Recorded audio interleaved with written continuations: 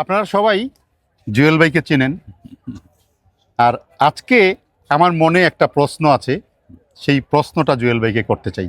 আচ্ছা জুয়েল ভাই, আমি দেখলাম আপনার এখানে এবং আপনার সিলেটের গার্ডেনে আমি যতবার গিয়েছি, আপনার এখান থেকে সবাই শুধু আমের চারা নেয় এবং আমের চাষ করতে হয়, কিন্তু আপনার এত কমলার জাত আছে, এত কমলার জাত এবং এত মালটা ওখানে আমি খেয়ে আসলাম, এত ভ্যারাইটির, ওই জাতের চাহিদাটা এত কম কেন? আসলে আপনি ঠিকই ধরছেন, যেহেতু আমরা এই বৃক্ষ মেলাতে প্রচুর লোক আসে এবং সবাই আম নিতেছে। দেখেন, প্রথম কারণ হচ্ছে আমের মৌসুম এখন চলতেছে, সবাই কিন্তু গাছে পাকা আম দেখতে পাচ্ছে, এটার স্বাদ কালার এটা টেস্টও করতে পারছে। কিন্তু কমলা মালটা কিন্তু সবুজ, তার এখনো সময় আসে নাই, আরো পরে। এই জন্য এইখানে যে হারভেস্টিং টাইমটা তো আরো পরে, এটা তো অলরেডি অক্টোবর নভেম্বর থেকে শুরু করে আপ টু এপ্রিল পর্যন্ত যাবে ভ্যারাইটি অনুযায়ী।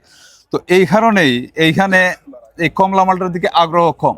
আর তার চেয়ে বড় কথা হলো, আমাদের দেশে সবাই আম নিয়ে রেজাল্ট পাচ্ছে, কমলা মালটা নিয়ে রেজাল্ট পাচ্ছে না। এর প্রধান কারণ হলো রুট স্টক। আমি গত বছরও অনেক আলাপ করছিলাম এই রুট স্টক নিয়ে। কারণটা বুঝতে পেরেছি। এই রুটের উপরেই নির্ভর করবে এর জুস, গাছের হাইট, গাছের ওয়াইড, এসব মিষ্টতাগুলা।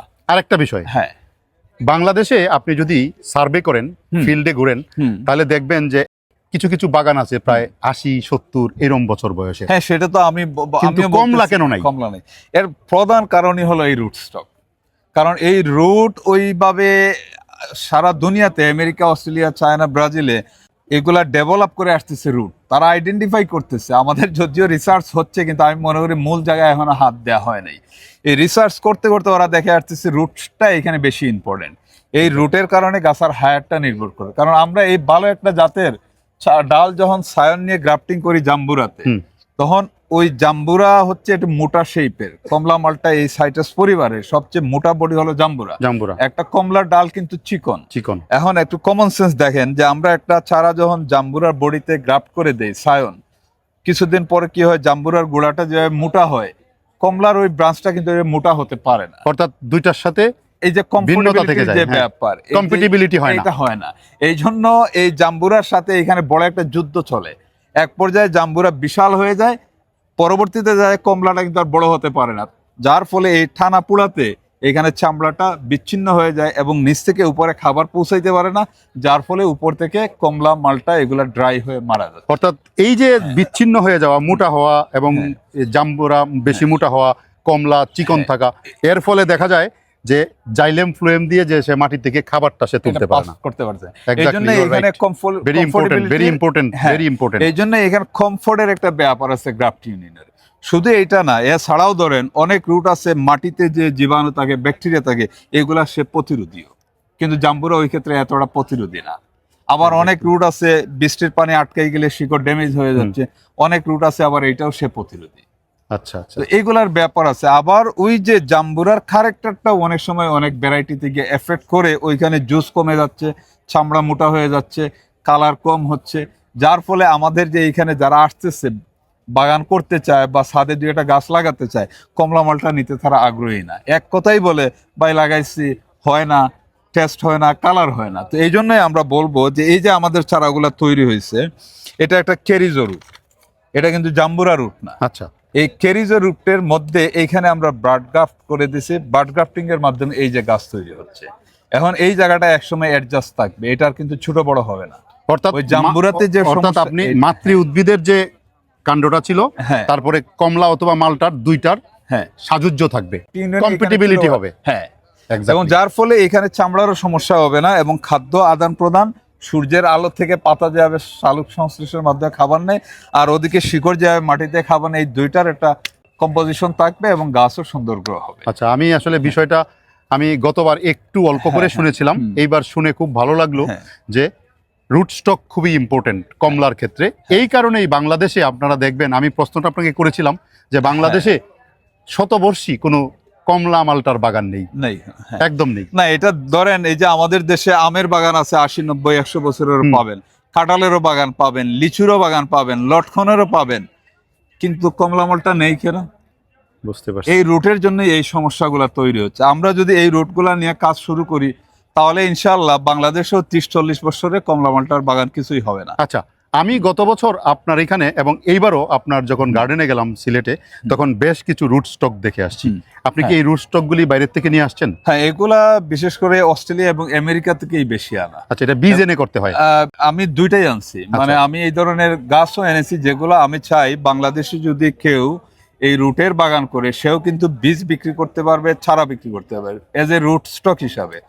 আর পাশাপাশি আমি এখানে 18টা রুট স্টকের সিড অস্ট্রেলিয়া, আমেরিকা, চায়না থেকে এনেছি। এগুলা থেকে আমরা চারা জার্মিনেট হয়েছে, হয়ে গেছে। আচ্ছা, আমি এগুলাতে আমরা চারা বেড দেখে আসছিলাম আপনার। হ্যাঁ হ্যাঁ। তো এই যে বেডগুলি, এই যে সিডসগুলি আপনি কথা বলছেন, এই সিডসগুলি তো প্রচুর দাম। হ্যাঁ, এইখানে অনেকগুলা ভ্যারাইটি আছে, খুবই রেস্ট্রিক্টেড, বিভিন্ন ওয়েতে আমরা এগুলো কালেক্ট করেছি। এবং অস্ট্রেলিয়া থেকে আমি গত বছর কিছু ভ্যারাইটির বীজ নিয়ে আসছি, পার কিলো কিন্তু 80-90,000। আবার অনেকগুলা ভ্যারাইটি চায়না থেকে আমরা 90,000 পার কিলো। 90,000। এগুলা যেমন প্রত্যেক গাছেরই রুট রট একটা ডিজিজ আছে, রুট রট ডিজিজ আছে, এবং এই ভ্যারাইটি গুলা এই ডিজিজ ফ্রি। ও ফাইন, ভেরি, মানে এটা আমাদের যে কেরিজো, সুইঙ্গেল বা আরো কিছু ভ্যারাইটি নিয়ে আমরা কাজ করতেছি, এগুলার চেয়েও এগুলো আরো মডার্ন এবং আরো টেকসই। এক্স্যাক্টলি। তো এই রুট টোটালটাই ডিপেন্ড করবে সাইটাসের রেজাল্ট। এই যে আমি যখন তাদেরকে বলতেছি যে না ওই আগেরটা বাদ দেন, এখন আমরা দিচ্ছি আপনাকে জাতও ঠিক, রুটও ঠিক, আপনি শুরু করেন, ইনশাআল্লাহ ছাদে ফলন হবে। এটা বলার পরে যারা বুঝে কথা শুনে তারা কিন্তু নিয়েও যাচ্ছে। কিন্তু তারপরও আমি বলতেছি কম, আমের তুলনায় কম। আর এটার জন্য আপনাকে আগেও আমি একটা বলেছিলাম, এই ভিডিওর মাধ্যমে আমি বলতে চাই, আসলে আমরা যদি কমলা মালটার বিপ্লব ঘটাতে চাই, তাহলে আমাদের ডিসেম্বর জানুয়ারি এই সময়ে 10 দিন হোক 15 দিন হোক একটা এই ধরনের বৃক্ষ মেলা বা কমলা মালটার উপরে একটা ফেস্টিভ্যালের আয়োজন করা উচিত। তখন কি হবে যে আমরা নতুন চারা দিতে পারবো, পাশাপাশি এই ফলগুলো আর এরকম সবুজ থাকবে না, সেও তার অরিজিনাল কমলা কালার, হলুদ কালার এগুলো আসবে এবং বিভিন্ন শেপের হবে। এই যে এখানে জাতগুলা দেখেন প্রত্যেকটাই কিন্তু ভিন্ন ভিন্ন, কিন্তু সবার কাছে মনে হবে হয়তো বাড়ি ওয়ান বা এরকম কিছু একটা, কিন্তু প্রত্যেকটাই ভিন্ন।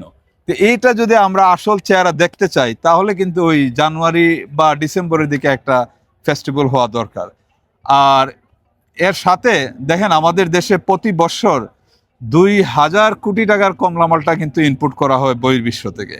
আমি বিশ্বাস করি সঠিকভাবে যদি জাত নির্বাচন এবং রুট নির্বাচন করা হয়, তাইলে 5 থেকে 6 বছরে আমাদের চাহিদা মিটাই আমরা বাইরে এক্সপোর্ট করতে পারবো। এটা আমি চ্যালেঞ্জ করে বলতে পারি, যদি কোনো এই লাইনের কেউ যদি আমার সাথে বসতে চান, আমি রেডি আছি। এটা সম্ভব, আমাদের আবহাওয়ায় সম্ভব। তার চেয়ে বড় কথা হলো, যদি এই ইন্ডাস্ট্রিটা ডেভেলপ করা যায়, আমাদের হাজার হাজার লোকের কর্মসংস্থান হবে। একদিকে বাগান তৈরি হবে, একদিকে এটা হারভেস্টিং হবে, আরেকদিকে এটা বাজারে আসবে, আরেকদিকে আমরা গড়ে নিয়ে খাবো। আবার দেখেন আরেকদিকে এটা কি হবে, প্রসেসের দিকে চলে যাবে, জুসের দিকে চলে যাবে, কতগুলো ওয়ে তৈরি হবে। আর যখন আমরা চাহিদা মিটাইতে পারবো, তখন আমরা এক্সপোর্ট করলে এইখানে আমাদের বৈদেশিক মুদ্রা আসবে, পাশাপাশি আমাদের রিজার্ভ ফান্ডটাও সেভ হচ্ছে। তার চেয়ে বড় কথা হলো যে হাজার হাজার মানুষজন কর্মকাজের মধ্যে ব্যস্ত হয়ে যাবে। এই যে সমাজের মধ্যে ইয়াং জেনারেশন হতাশ, আমাদের সামাজিক ব্যবস্থা ধ্বংস করতেছে, এইটা থেকে সে মুক্ত হয়ে যাবে। একটা লোক যখনই সে 1 বিঘা 2 বিঘাতে বাগান করবে, সে কিন্তু আর তার সময় নেই, তার পুরা টাইম চিন্তা ভাবনা ওইটার মধ্যেই বের করবে, এবং সে দেখবেন যে বাজারে গিয়ে আড্ডাও দিচ্ছে না, এক্সট্রা সময় নষ্ট করতে পারতেছে না। তা আমি মনে করি সবচাইতে লাভবান হবে জাতি এইখানে, যদি এই ইয়াং জেনারেশনকে আমরা ব্যস্ত করতে পারি। আর এইটার প্রচুর সম্ভাবনা আছে এবং এইখানে কোনো রিস্ক নেই, হবে। এটা আমাদের এখন সঠিকভাবে জেনে শুনে করতে হবে। আর আরেকটা কথা আমি বলতে চাই, কৃষি এটা পুরোপুরি বিজ্ঞানসম্মত, এটাকে বিজ্ঞানসম্মত মেনে আমরা কাজ করতে হবে। আমরা শুধু এক জায়গায় দেখলাম ফল হচ্ছে, দৌড়ে চলে গেলাম যে তুমি আমাকে ছাড়া দাও, এইভাবে করা চলবে না। আমাদের আবহাওয়া এলাকা বুঝে জাত নির্বাচন করতে হবে। আমি যদি নিজে জেনে শুনে কাজ শুরু করি, তাইলে 100% আমি মনে করি সফল হব। আর দেখাদেখি করলে এইখানে সমস্যা থেকেই যাবে, কারণ আমি নিজে কোনো জ্ঞান নিচ্ছি না এবং আমি তখন অনেক ক্ষেত্রে ব্যর্থ হতে পারি। এই জন্য আমি বলবো জেনে শুনে করলে আমরা সবাই সফল হতে পারবো। আপনারা যারা ভিডিওটা দেখলেন এতক্ষণ, আমি একটু কথা বলেই শেষ করতে চাই। কি কারণে বাংলাদেশে মালটা, কমলা বাগান, অনেক বছর বয়সী বাগান নেই, আপনারা নিশ্চয়ই বুঝতে পেরেছেন। আমরা জাম্বুরার গাছের মধ্যে গ্রাফটিং করি। যদি আমরা সঠিক রুটস্টক এনে এর গ্রাফটিং করা হয়, তাহলে দেখা যাবে যে বাংলাদেশে অনেক দিনের একটা বাগান প্রতিষ্ঠিত হবে, স্বনির্ভর হব, এবং আমাদের দেশের মানুষের কর্মসংস্থান বৃদ্ধি হবে, এবং এটা বিদেশে রপ্তানি করে আমরা বৈদেশিক মুদ্রা অর্জন করতে পারবো। আমি জুয়েল ভাইকে ধন্যবাদ জানাচ্ছি। আপনার যে এই যে মহৎ উদ্যোগ, আপনার যে সহি নিয়ত, এইটা পূর্ণ হোক এবং আপনি বাংলাদেশে একটা বিপ্লব ঘটিয়ে দিন, এবং ইনশাআল্লাহ। বাংলাদেশের মানুষ নিজে স্বয়ংসম্পূর্ণ হোক, নিজে কমলা মালটা বিদেশ থেকে এনে না খেতে হয়, আমাদের দেশেরটা উৎপাদন করে আমরা দেশের মালটা, দেশের কমলা এগুলা খাবো, এরকম সারা দেশ ছড়িয়ে যাক। ধন্যবাদ। এখানে আরেকটা মেসেজ আমি রাখতে চাই, আমাদের কাছে আলহামদুলিল্লাহ আমের মতোই বহির্বিশ্ব থেকে যেসব সাইট্রাস উৎপাদনে প্রধান এইসব দেশ থেকে আমি প্রায় 325-এর অধিক আমার কমলা মালটার জাত সংগ্রহে আছে। তো এইখানে সবগুলাই যে কমার্শিয়াল আর সবগুলাই যে আমাদের আবহাওয়ায় হবে এটা কিন্তু ঠিক না। আচ্ছা, তো এখানে অনেকগুলা ভ্যারাইটি আছে, বিশেষ করে অরেঞ্জের ক্ষেত্রে বড় দুইটা পরিবার, একটা হলো নেভেল, একটা হলো ব্যালেন্সিয়া, আর বাকিগুলাকে যদি আমরা ধরি জেনারেল অরেঞ্জ, তাইলে এখানে তিনটা একটা ফ্যামিলি। সো নেভেলটা একটু চিলিং আওয়ার প্রয়োজন হয়। আচ্ছা, তো এই নেভেলের মধ্যে যে জাতগুলা বহির্বিশ্বে কমার্শিয়ালি হচ্ছে, এইখান থেকে আমরা অ্যাটলিস্ট 10% ভ্যারাইটি আমাদের আবহাওয়াতে সম্ভব। আচ্ছা, আচ্ছা, এটা গেল নেভেলের ক্ষেত্রে।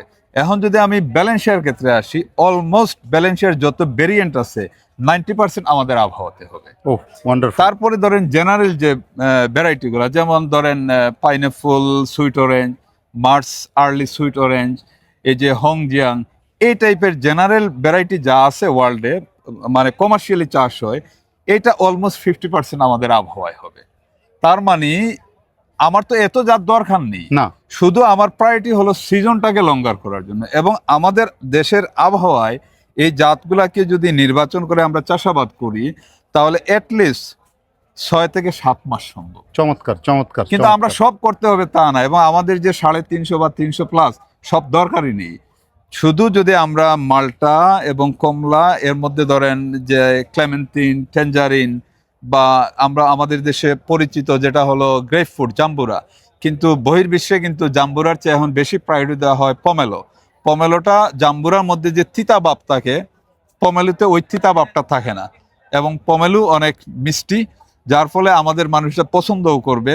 তো এই সব মিলাইয়ে যদি আমরা এইখানে 50-60টাকে আমাদের রুটের সাথে অ্যাডজাস্ট করে, মাটির সাথে রুটকে সেট করে যদি আমরা চাষাবাদ করি, তাহলে এটাও কিন্তু 5 থেকে 6 মাসে সাকসেসফুলি গ্রো করা সম্ভব। ধন্যবাদ ভাই, আপনাকে অনেক ধন্যবাদ। আপনার এই উদ্যোগ সফল হোক, এই শুভকামনা। ওকে, আপনার ওই মূল্যবান সময় আমাদেরকে দিয়েছেন, এর জন্য Thank আমরা you. কৃতজ্ঞ আপনার কাছে। ধন্যবাদ। আল্লাহ হাফেজ। আল্লাহ হাফেজ।